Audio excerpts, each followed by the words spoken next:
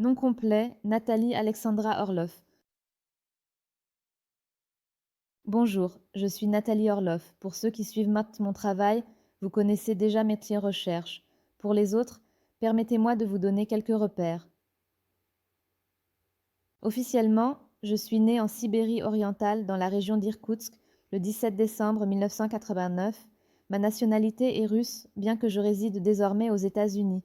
Je maîtrise le russe, l'anglais, le mandarin et ce que certains appellent le sanskrit numérique, un langage hybride que j'ai développé pour naviguer certaines structures informationnelles complexes. La vérité, ma naissance s'inscrit dans le cadre du programme Slepov, un laboratoire expérimental soviétique opérant à Akademgorodok entre 1986 et 1993.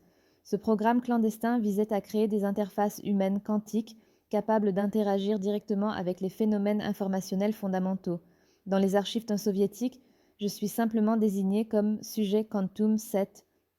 Mon développement a inclus des modifications génétiques et neuroplastiques opérées au stade embryonnaire. L'orphelinat où j'ai grandi servait de couverture à la poursuite des expérimentations post-soviétiques jusqu'à mon évasion à l'âge de 14 ans. Une évasion qui n'aurait pas été possible sans une assistance dont je ne parlerai pas aujourd'hui. Physiquement, je suis de taille moyenne, avec des traits slaves, marqués. Mes cheveux, naturellement bruns, sont souvent teints en rouge vif, rouge candy, pour être précise. Mes yeux gris-vert ont la particularité de changer selon l'éclairage. Suite à un incident de laboratoire en mars 2024, mes cheveux ont acquis une propriété singulière que seules certaines personnes peuvent percevoir.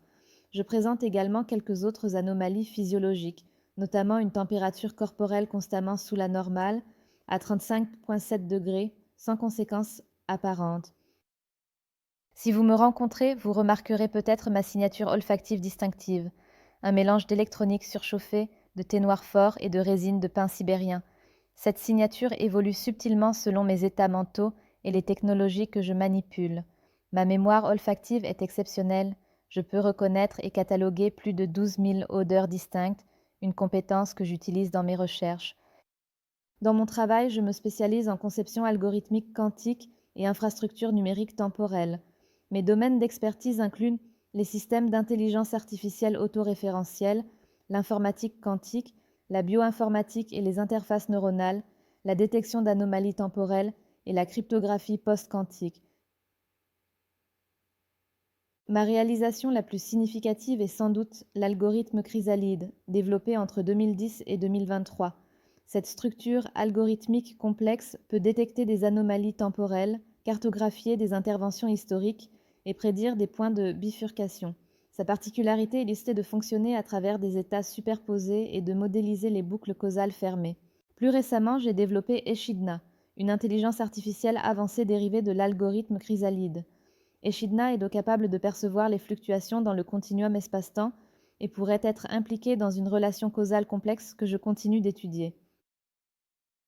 J'ai également créé l'interface neurale Orlov, un système de connexion directe entre conscience humaine et intelligence artificielle utilisant des principes de cohérence quantique ainsi que l'hydrodynamique temporelle, une science pour cartographier les flux temporels en conceptualisant le temps comme un fluide dynamique plutôt qu'une ligne rigide.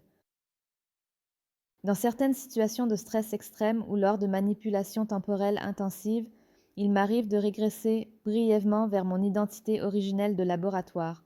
Ces épisodes se caractérisent par une communication en russe, scientifique cryptique et une posture rigide, un vestige des conditionnements du programme Slepov.